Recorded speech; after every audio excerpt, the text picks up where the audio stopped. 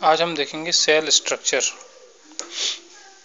Sales दो प्रकार की हो सकती हैं, प्रोकैरियोटिक और यूकैरियोटिक। प्रोकैरियोटिक मीन्स जिनमें प्रो मीन्स प्रिमिटिव, कैरियोटिक लिया गया है कैरियोन से जिसका अर्थ होता है न्यूक्लियस। तो जिनमें प्रिमिटिव न्यूक्लियस हो उन्हें प्रोकैरियोटिक कहते हैं। जैसे ये एक बैक्टीरिया की सेल बनी हुई है, इसमें ये न्यूक्लियोइड है, प्लाज्मा मेम्ब्रेन, सेल वॉल और बाहर की तरफ कैप्सूल, ये फ्लैजेला। इसमें आप देख सकते हैं अंदर राइबोसोम्स हैं, बाकी इसमें कोई न्यूक्लियस, क्लोरोप्लास्ट, माइटोकॉन्ड्रिया और दूसरे सेल ऑर्गेनेल एब्सेंट हैं। इसके दूसरी तरफ आती है यूकैरियोटिक सेल, जिसमें you means real, karyotic means nucleus. जिनमें रियल न्यूक्लियस होता है उन्हें यूकैरियोटिक कहते हैं। इसके अंतर्गत एल्गी, ब्रायोफाइट्स, टेरिडोफाइट्स आदि आते हैं। जैसे ये बनी हुई एक सेल, यह एक यूकैरियोटिक सेल है, प्लांट सेल का चित्र हमने बनाया है। इसमें आप सारी चीज़ें देख सकते हैं। बीच में न्यूक्लियस है, केंद्रक जिसे बोलते हैं। न्यूक्लियस के अंदर ये न्यूक्लियोलस, यह जो धागे दिख रहे हैं ये क्रोमोसोम्स नहीं है, ये क्रोमेटिन है, जाल। क्रोमेटिन बाद में क्रोमोसोम बनाता है जब सेल डिवीजन होता है। माइटोकॉन्ड्रिया, क्लोरोप्लास्ट ये सेल ऑर्गेनेलिज कहलाते हैं। ये वैक्यूल्स हैं, ये endoplasmic reticulum, Golgi body. Endoplasmic reticulum और गोल्गी बॉडी ये दोनों किसके बने होते हैं? प्लाज्मा मेम्ब्रेन के, जिसे हम यूनिट मेम्ब्रेन भी कहते हैं। ये देखिए ये वास्तव में थैलियां हैं मेम्ब्रेन की बनी हुई इस तरह से।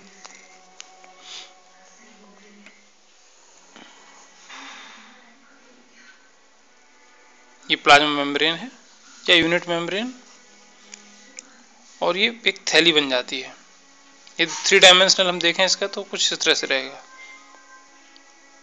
इस तरह से। ये 3 डायमेंशनल हो गया इसका। इसी थैली है, ये सेक्शन कटा हुआ है इसलिए हमको ऐसा दिख रहा है। इस थैली में अंदर भरे होते हैं एंजाइम्स। इसके अलावा इसकी मेम्ब्रेन में भी एंजाइम्स होते हैं। इसी प्रकार गोल्गी बॉडी, इसमें भी ये जो स्टैक से ढेरी दिख रही है वास्तव में 3 डायमेंशनल थैलियां जैसी हैं। ये भी, इनमें भी एंजाइम्स भरे होते हैं।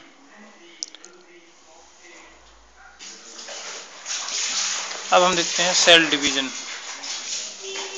सबसे पहले देखते हैं माइटोसिस। माइटोसिस जो है यह ग्रोथ एरियाज में होती है, जैसे रूट के टिप में, तने के टिप्स, शूट टिप्स में। इसमें क्या होता है देखिए, माइटोसिस में सबसे प्रमुख स्टेज पहले हो गई इंटरफेज G1, S, G2, जिसमें से सेल में कोई ज़्यादा अंतर नहीं आता है, लेकिन उसका जो DNA होता है वो डबल हो जाता है। अब हम देखते हैं इसकी प्रोफेज। लेट प्रोफेज बनाई हमने यहाँ पर। प्रोफेज में क्रोमोसोम्स क्लियर दिखते हैं इस तरह से। यहाँ बीच में सेंट्रोमियर, और इसमें 2 DNA होते हैं, एक DNA इस तरफ और एक DNA ये इस तरफ, ऐसा लंबाई में। थोड़ा बड़ा बना देते हैं हम। एक DNA ये है और एक DNA ये है। इंटरफेज में, एस फेज में डबल हो जाता है DNA, इसलिए यहाँ पर एक क्रोमोसोम में 2 DNA है। प्रोफेज, मेटाफेज में बीच में अरेंज हो जाते हैं। एनाफेज में ब्रेक हो जाते हैं। इनका ब्रेकअप मध्य से होता है, यहाँ लंबाई में ऐसे ब्रेक होते हैं। तो एक क्रोमोसोम से 2 क्रोमोसोम बन जाते हैं, एक ऊपर जाएगा एक नीचे। तो यहाँ 4 क्रोमोसोम थे, 4 से 8 बनेंगे, 4 क्रोमोसोम ऊपर 4 नीचे, एनाफेज। इसके बाद टीलोफेज, 4 ऊपर पहुँच गए 4 नीचे, बीच में सेल प्लेट बन जाएगी, सेल वॉल बन जाएगी, और एक सेल से 2 सेल बन जाती हैं। यहाँ mother cell, daughter cells, chromosomes की संख्या मदर सेल में 4, डॉटर सेल्स में भी 4 4। ये माइटोसिस होती है। यह डिप्लॉयड और ये हैप्लॉयड, ये भी हैप्लॉयड सेल, ये 2 सेल बन जाते हैं। अब देखते हैं मियोसिस।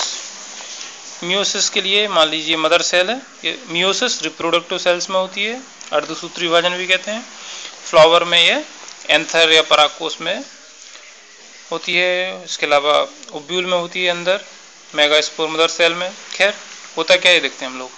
ये प्रोफेज है। प्रोफेज इसमें 5 स्टेज में बटी रहती है, लेप्टोटीन, जाइगोटीन, पैकेटीन, डिप्लोटीन और डाइकाइनेसिस।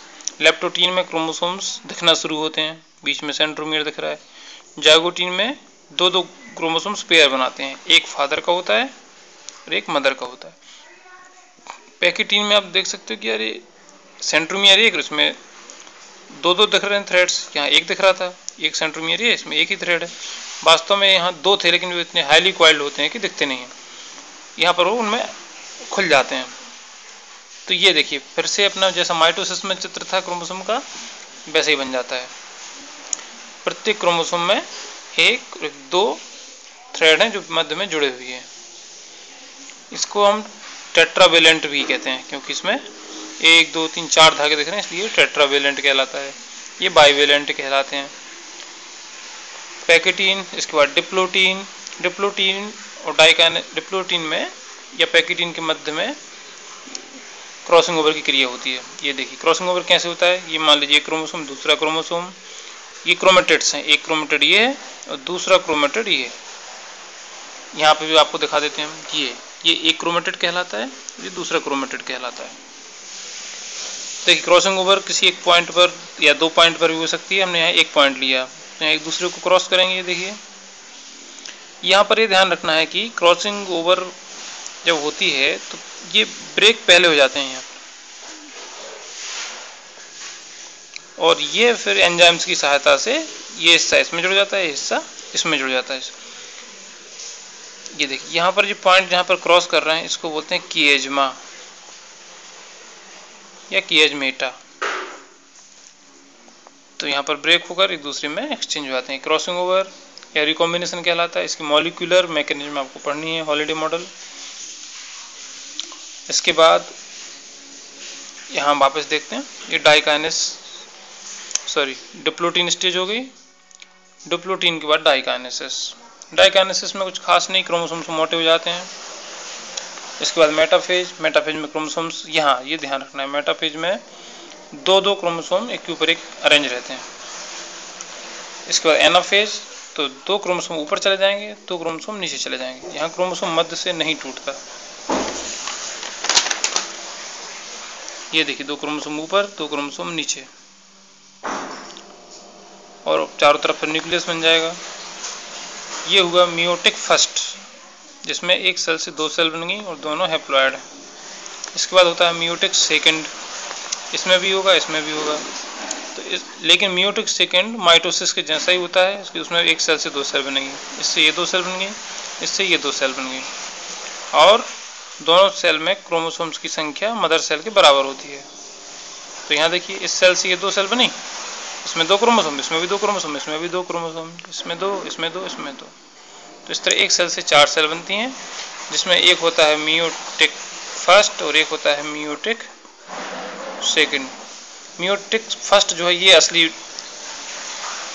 रियल मियोसिस है, जबकि मियोसिस सेकंड जो है ये माइटोसिस के जैसा ही होता है। तो कुल मिलाकर ये है कि भाई माइटोसिस में एक सेल से दो बनेगी, क्रोमोसोम्स की संख्या बराबर रहेगी, और यहाँ पर मेटाफेज में क्रोमोसोम्स एक लाइन में रहेंगे और ये मध्य से ब्रेक होते हैं। लेकिन मियोसिस में क्रोमोसोम्स मध्य से ब्रेक नहीं होते, पूरा का पूरा क्रोमोसोम एक पोल पर जाता है, दूसरा क्रोमोसोम दूसरे पोल पर जाता है। जो पेयर के क्रोमोसोम्स हैं ये होमोलोगस या समजात गुणसूत्र कहलाते हैं, और ये पेयर के नहीं हैं तो ये हेट्रोलोगस कहलाते हैं। इनको हम होमोलोगस क्रोमोसोम्स कहते हैं।